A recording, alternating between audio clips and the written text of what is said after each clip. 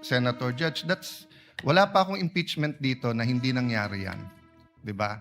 Ang importante, hindi lang yung resulta, but yung proseso. And I always say, democracy is messy. If you want a dictatorship, it's less messy, but it's a dictatorship. May problema. You want a democracy, it's not. Di ba? Having said that, I have a lot of questions, but I want to show Senator Raffy Tulfo some good faith because he always shows me good faith when we're in the lounge.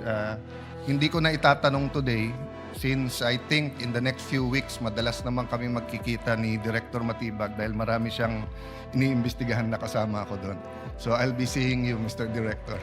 Thank you, Mr. Presiding Officer. Thank you, Senator Judge Alan Cayetano. Senator Judge Amy Marcos is recognized for her questions and interjections. You may proceed, ma'am. You have 2 minutes. Yes, thank you very much to our presiding judge. Kumusta Attorney Mel, Congresswoman Ann, at sa lahat na narito. Itatanong ko lang, kasi sinusundan ko rin yung kwento ninyo, na kahapon sabi ninyo na 100% certain na si VP Sara contracted someone over the alleged plan to kill the president as well as 2 others. Tapos, ito naman, corroborative naman ito, nung sinabi ninyo, nung 29 April yata sa House of Representatives, na sinabi rin ninyo, meron na kaming leads at mukhang talaga yun ang findings. Kaya may grave threat at inciting. Tama ba na sinabi po ninyo to? Tama po. Meron pong report po. At alam din natin na nag-file na yung NBI February 2025 na ng inciting to sedition case against VP noong February last year. Ngayon, nagtatanong lang ako, 14 months later, as late as 29 April, the NBI still has not identified yung supposed assassin. Does it mean na at that time na nagpila sila ng kaso ng inciting noong Pebrero na nakaraang taon, the NBI wasn't even sure if there was an actual assassin? Alam ko before your time to, no, Mel? Pero tinatanong ko lang, how can the NBI be sure there was really a contract if they can't even identify the said assassin? Respectfully po, Your Honor, magkaiba po kasi ang elemento nung yung pong kaso ng grave threat saka inciting based on the investigation report at based po sa findings ng NBI noon, nakumpleto na po yung elemento ng grave threats saka ng inciting to sedition. Hindi naman po kailangang mahanap kung sino po yung kinausap na assassin. That is not an element for the filing of a complaint. So ang sinasabi po ninyo, tama yung pagka-file, pero hindi kompleto yung mga findings dun sa affidavit of investigation dahil yan din ang sinabi ni NBI agent Attorney Longtok na nandito siya at pinahiwatig niya na siya ay lead investigator pero wala siyang personal knowledge of whether there was an actual assassin. So, why is it that 14 months after filing of the cases, the assassin is yet to be named? At ngayon, humihingi pa kayo ng 3 hanggang 6 na buwan para tuklasin kung sino nga yun. Ganito nga po, yung pong grave threat at inciting to sedition, nandun na po sa DOJ yan. That is the subject of a resolution na dapat gawin ng DOJ. Magkaiba po yan, hiwalay po natin. Ito pong ating investigation dito is an investigation because of the continuing active and serious threat to the President amounting to the effect na yung national security is only being compromised. Pero so hindi doon po natin yan, tinitingnan. Hindi po yan ang sinabi ninyo Kasi ang sinabi ninyo doon sa House of Representatives, sa Justice Committee, maliwanag sa amin nyo na meron kaming leads at mukhang ito na talaga ang findings. Kaya nga po nag-file ng kaso ng grave threat at inciting to sedition. Sabi ninyo, yan ang dahilan. That was your statement.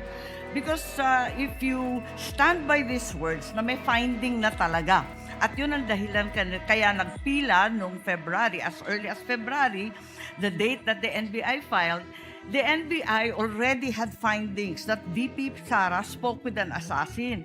How come kayo ngayon, sinasabi ninyo na wala naman nung panahon na yon. Ganon din ang sinabi ni Attorney Lotto. So, hindi ko maintindihan ngayon, talaga bang may assassin na na-identify nung Pebrero o wala? Wala pong na-identify noong February. Bakit ninyo sinabi Kasi- doon sa House of Representatives na yung dahilan na nagpila ng kaso kasi meron na kayong assassin? That is totally magkaiba po na issue. Again, babalik po ako. Pareho yung issue kasi yun nilang inaalam ng Justice Committee noon At ang Ang liwaliwanag na sabi niyo, yung dahilan na nakapagpila na sila ay dahil natuklasan na yung assassin. Wala po akong sinabi doon na natuklasan. I also mentioned at that time that there are persons of interest. Again, we have to go back po na yung inciting to the Hawak ko sedition and po yung grave threat. transcript kasi. Okay Oo. po, tama naman po yung binabasa Kaya niyo. nga nag-file ng kaso kasi meron na kaming leads. Well, Ang liwanag ng pagkasabi ninyo we are referring, may lead na nga po, ibig sabihin, yung pong grave threat, completed na Meron ng threat. In fact, tumatawid na po tayo sa merong kinausap and we are already talking about na doon sa admission ni mismo ni Vice President Sara na meron siyang kinausap na papatay at pumayag yung papatay. Parang napakaliwanag nung sinabi niyo noon at mas malabo di hamak ngayon. Ngayon, bakit kinailangan pa mag-issue ng AO11 kung talaga namang continuing investigation?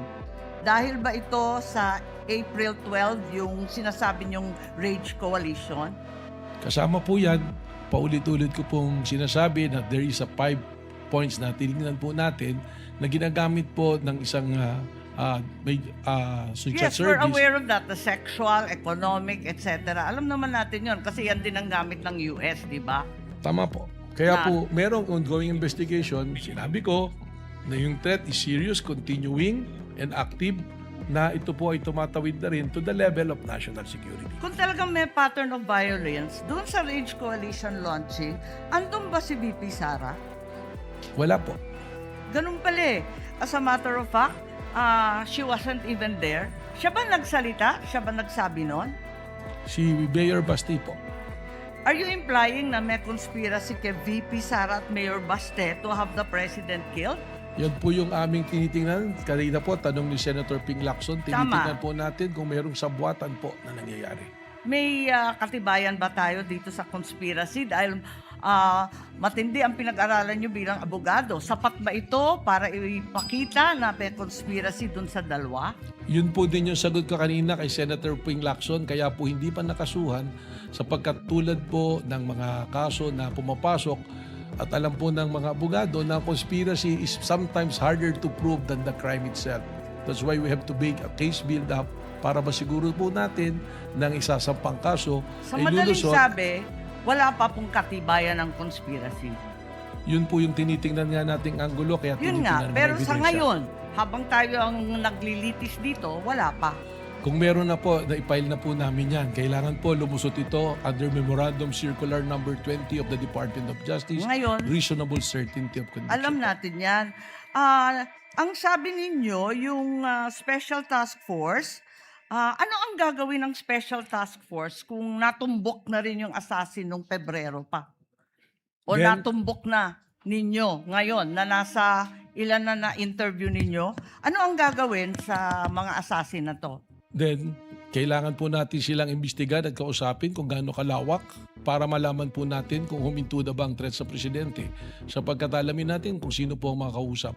Dahil maraming nagtatanong kung bakit pa kailangan mag-case build-up samantalang eto na tayo sa impeachment trial, eto na tayo na wala pang actual assassination, kaya hindi naman maintindihan kung ano pa ang silbi ng Special Task Force. Alam po ninyo, yung pong dito sa impeachment, magkaiba po yung requirement Hindi naman po natin kailangan pang ipresenta kung sino yung kinausap na assassin. Ang importante lang po rito ay yung admission mismo ng Vice Presidente na humanap siya ng mamamatay para patayin ng presidente at iyon ay pumayag. Doon po papasok na yan. Dahil po, respectfully, dito po sa impeachment court, hindi naman po necessary na may criminal conviction. Kaya po inilatag po yan kung ano-ano yung mga basehan po. Kindly wind up, Sa Senator ating Judge Amy. presiding judge at pati na rin kay Attorney Matibag, ang ating direktor, sabi po ninyo na matutumbok ninyo ito sa loob ng 3 hanggang 6 na buwan. Kung maaari, sabihin na ninyo sa amin, pwede naman i-disclose kung tutuusin at sasampahan naman yan ng demanda through regular filing, hindi dito sa impeachment. At di naman siya subject of arrest for inquest proceeding. Bakit hindi sabihin? Or kung maaari, bumalik na lang kayo in 3 to 6 months. Pwede bang i-request yun kapag meron na kayo natuklasan at napunteriyang assassin? Again, ang sagot ko po dyan, iba po naman yung national security protection at impeachment. Dito po sa impeachment, yung sinasabing betrayal of public trust ay pumasok na po dahil meron pong sinumpang tungkulin ng ating Vice Presidente to protect and defend the Constitution, execute the law, do justice to everyone, and consecrate herself to the service of the nation. Alam po natin Yung yan. pong ginawa niya po, papasok po yun sa betrayal of public trust kasi enforce the law, do justice. Pero ito po, execute the law, ito execute the president po eh. Alam po natin yan, pero binubuo natin ang mga elemento ng grave threats at inciting to sedition. Maraming salamat. Thank you, Senator Judge Amy. Any other Senator Judge who wishes to make an interjection? Unless Senator Judge will have some interjections then. Just a few questions. Anika, kindly turn on the timer too, just to be sure that I'm within the time. Director Matibag, ito ba ang unang pagkakataon na may binuong task force para mag-imbestiga sa mga banta laban sa Pangulo? Sa pag-aalala ko po, opo. Sa kasaysayan ng NBI? Based on the records turned over to me, wala po. Hindi po ba normal, regular at ordinaryo lamang na magkaroon ng banta ang Pangulo, ikalawang Pangulo o sino mang mataas na opisyal o sino mang mayaman dito sa ating bansa? Tama kaya kami mga bodyguard sila, di ba? Tama po yan. Araw-araw po ay alam natin na may threat pero magkakaibang level po. Tama po yun. At kung may mga threat tulad nito at kung ito ang unang pagkakataong ginawa ito ng NBI, ang humahawak ng mga bantang ito ay ang PSC na o PSG dati. Tama po ba? Tama po. Kaya po meron po kami coordination. Yan. Tutumbukin ko na po yung mga punto ko para hindi ako lumampas sa oras na sinusundan ng lahat. Sa inyong investigasyon, may bayad po ba yung kinausap ni VP Sara? Kung 100% certain po kayo na may kinausap siya para patayin di umano ang Pangulo, may bayad po ba yun o libre? That is the part of the investigation po that we have to establish po. So sa ngayon, hindi pa po niyo sigurado kung pagkakaibigan lang o samahan lang o may bayad yung usapang yun? Tama po, but we consider every possibilities po. Ngayon, would it matter, Director Matibag, kung sino yung sinabihan niya? Kasama po sa 5 yung pamantayan na binanggit po ninyo ay identity of person involved and capacity. Halimbawa po, kung ang kinausap ng ikalawang Pangulo ay kaklase niya sa college na nagtatrabaho sa call center, relevant po ba't mahalaga yon? Kaugnay ng capacity, hindi ba? At kaugnay ng identity ng taong kinausap. That will be considered in the investigation po. So ibig sabihin, hindi po yun babagsak sa valid threat, hindi po ba? Di po natin alam at kailangan pong alamin yung kung ano yung pag-uusap o ano po ang mga konsiderasyon. Pero base sa inyong karanasan po, kung retired police, retired military, active police, marahil. May punto kayo, hindi Mas ba? malaki po ang posibilidad. Pero kung walang military background, walang background kaugnay sa paggamit ng anumang uri ng armas o walang background kaugnay sa anumang karahasang nagawa na niya sa kapwa niya, may basehan din po yan para sabihin yung kabaligtaran, hindi po ba? Titingnan po natin, tama po. At bilang Panguling Katanungan, ito pong inyong task force ay binuo para imbestigahan ang mga banta laban sa Pangulo. Wala na po itong kinalaman sa ikalawang Pangulo mismo kaugnay ng mga kasong isinampa na laban sa kanya na grave threats at inciting to sedition. Tama po, Your Honor. Thank you, Director Matibag. Unless there are any other Senator Judge Legarda, I'm sorry, you are recognized. I thought there was no other Senator Judge. That's why I already interjected. Senator Judge Legarda for her interjection. Senator Soto? You have 2 minutes, ma'am.